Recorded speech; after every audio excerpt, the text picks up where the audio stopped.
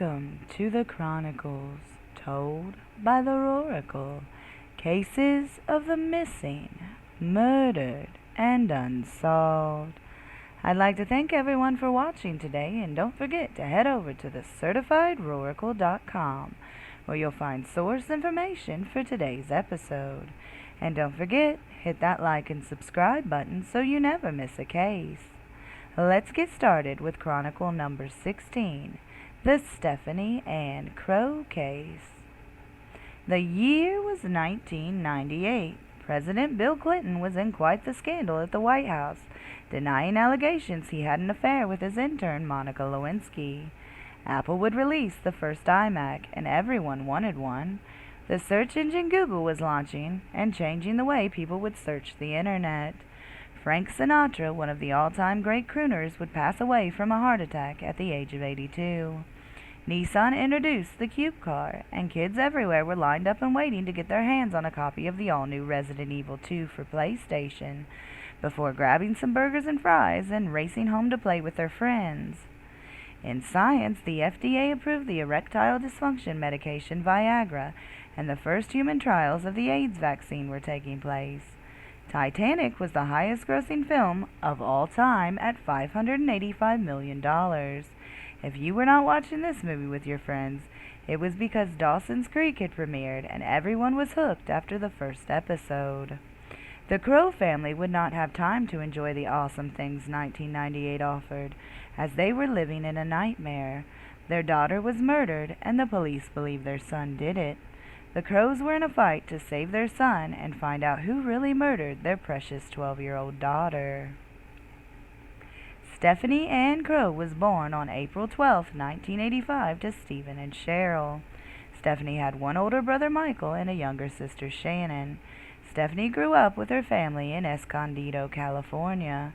She was very close with her family, a loving, kind soul who would do anything to help others. She was very popular and smart.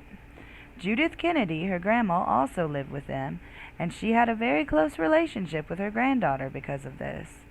Stephanie had a smile that could light up any room she entered, and people loved her.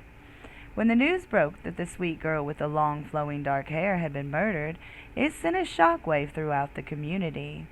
Who would do such a thing to someone so young and innocent? The police were determined to find out, but some would say they botched the whole investigation. The family was on a quest to find out who had done this and why.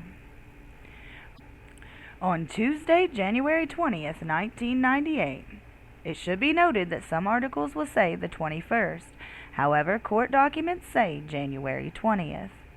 Stephanie came to her parents' room around 9:30 p.m. to tell them good night and she loved them.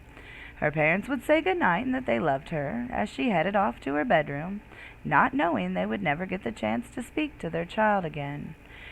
Cheryl would lay in bed until 11 p.m. as she could not sleep. Earlier, Stephanie's 14-year-old brother Michael had not been feeling well. He woke up around 4:30 a.m. with a headache and headed off to the kitchen to pour him some milk and grab a couple of Tylenol. After he finished up, he headed back to his bedroom. It should be noted that his bedroom is directly across from Stephanie's. It would later be reported that Stephen and Cheryl heard some bumps and bangs in the night, but thought nothing of it as they have 3 children who could have been moving around for various reasons, and they went back to bed. Wednesday, January 21st, Judy would wake up and wonder where Stephanie was. It was very unusual for her not to be up already. Judy would walk to her granddaughter's bedroom. She stated on a television interview that she pushed Stephanie's door the rest of the way open, indicating it was partially closed, and saw Stephanie lying on her bedroom floor covered in blood. She screamed in horror and yelled for Stephen.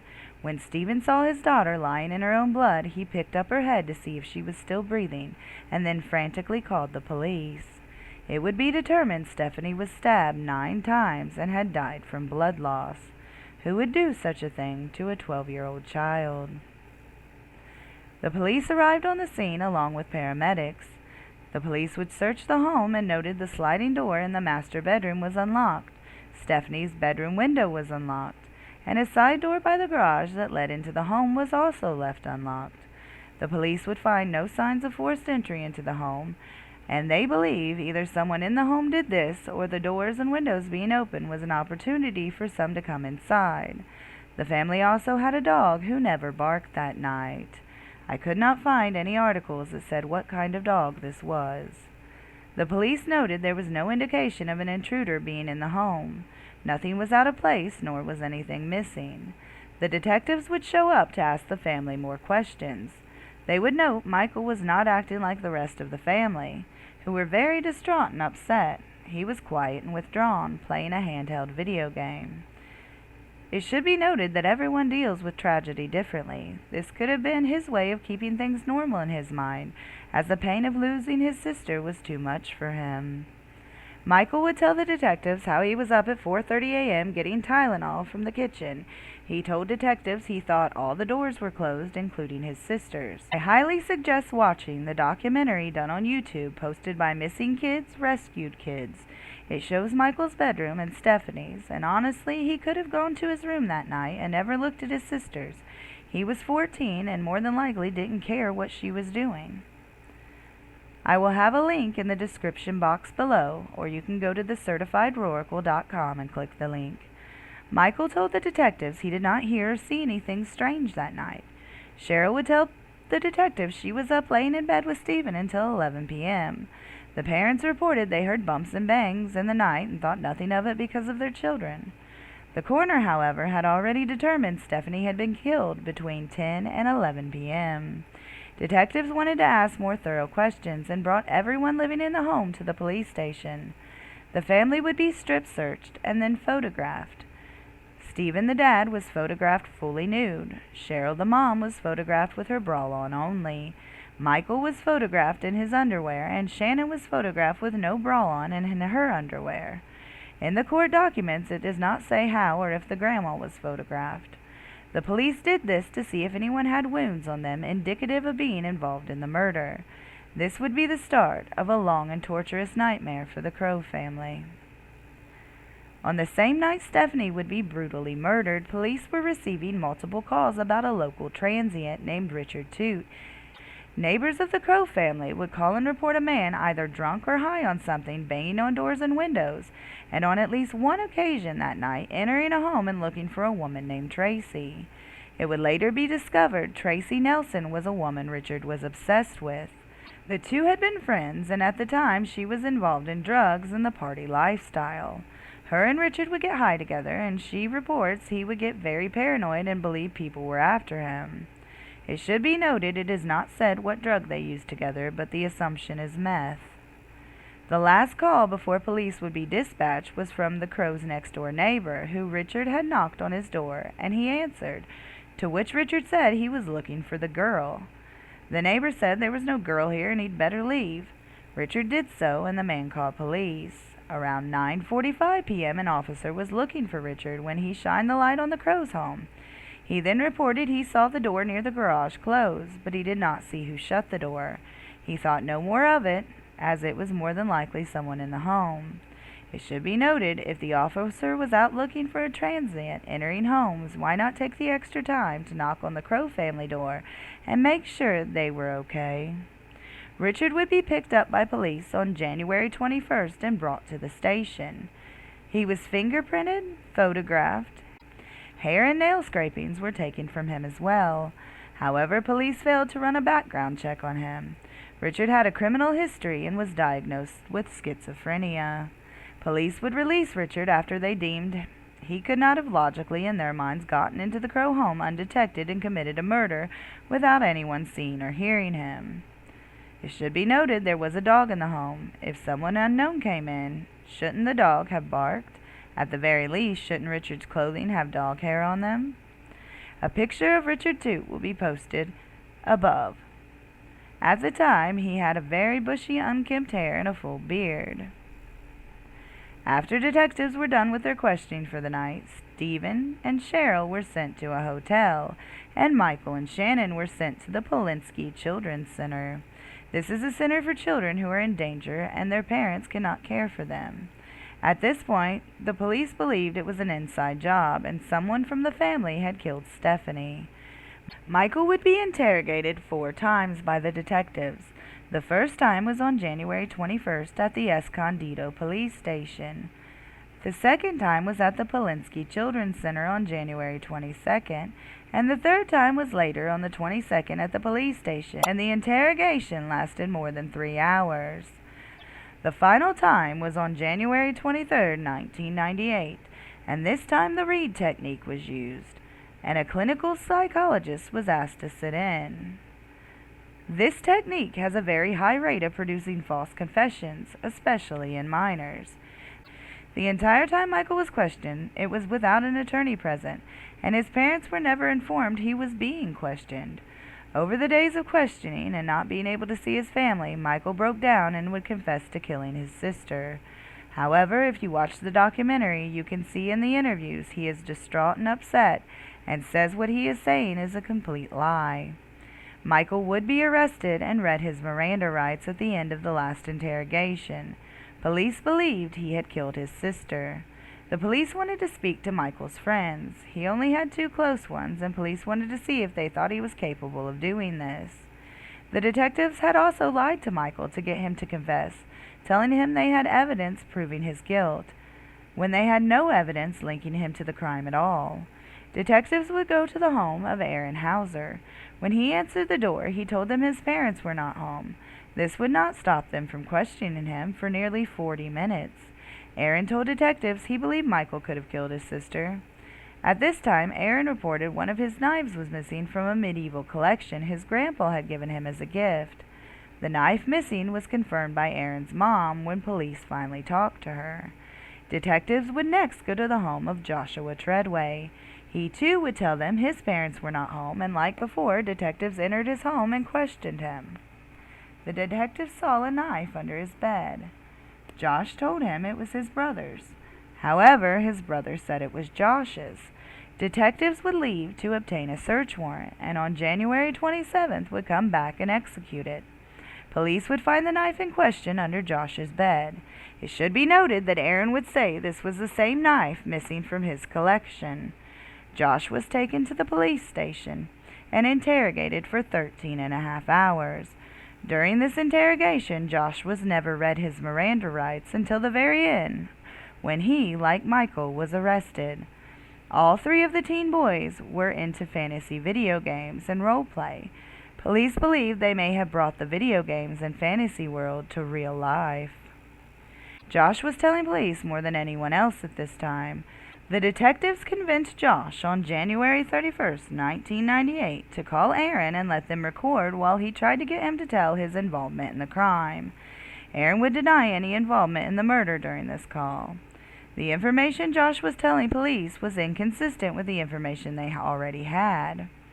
However, it would not stop them from believing all 3 teens were involved. Josh would tell the detectives that Michael had mentioned to Aaron he wanted to kill his sister. Aaron said okay, he would help him plan it.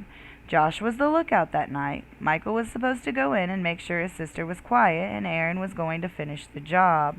When it was over and Aaron came out to the kitchen and said everything is okay, it's done, or something to that effect, Josh knew he never wanted to be alone in a room with Aaron again, and that he was afraid of him. In fact, in later recorded interviews, you hear Josh say Aaron would kill him if he told any of this. Aaron never fully admitted to anything. He instead gave a hypothetical version of how the murder would have happened. Michael would admit in interviews he was jealous of his sister. She was popular and hung out with kids his age.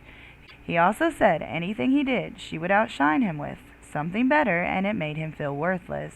The 3 teens would eventually recant their confessions, but it did not matter to detectives. With all of the hours of recorded interrogations and what little evidence police had, they took it to the grand jury, and on May 22, 1998, all 3 teens were indicted on murder and conspiracy to commit a crime. A trial date was set for January 1999. On October 27, 1998, Joshua Treadway's lawyer had found out only 1 article of clothing taken from Richard Toote was ever tested, and demanded all of his clothing be sent out for forensic test. On the first day of the trial, a call came in, and the results were back. 3 small droplets were found to be of Stephanie's DNA. On February 25th, the prosecution filed a motion to dismiss the indictments on the 3 teens, with the contingency the charges could be refiled if necessary. Richard Toote's red shirt was heavily soiled with many things, including the blood of Stephanie Crowe. How did this blood get there? As when his shirt was taken, it was not seen by anyone. This is what his lawyers would have to find out. Richard would be arrested and put on trial for the murder of Stephanie Crowe. It was not looking good for Richard. He was a known transient seen in the neighborhood on the night of the murder. His clothing had Stephanie's DNA on it. When he was photographed, he had cuts and scrapes on him as well. In May of 2002, Richard would be indicted for Stephanie's murder. It would take 2 more years for jury selection to begin. While in the holding tank in the courtroom, Richard would get out of his handcuffs and escape while everyone was at lunch. A manhunt was underway, and 3 hours later he was apprehended. Additional charges were added. In May of 2004, Richard would be found guilty of manslaughter of Stephanie Crowe. The judge would sentence him to 13 years in prison plus 4 extra for the fleeing charge. The Crowe family finally thought their nightmare was over. However, Richard would appeal and eventually get his sentence overturned. There was no evidence against Richard. No fingerprints were left behind. At the time, Richard had bushy hair that was dirty. Why were none of his hairs found at the scene? It would be determined that one of the detectives had knelt down in Stephanie's blood while investigating the crime scene. When he got back to the station, he was asked to retrieve Richard Toote's clothing. The investigator did so while still having Stephanie's blood on him, thus transferring the 3 tiny droplets onto Richard's shirt. This would get all charges dismissed against Richard.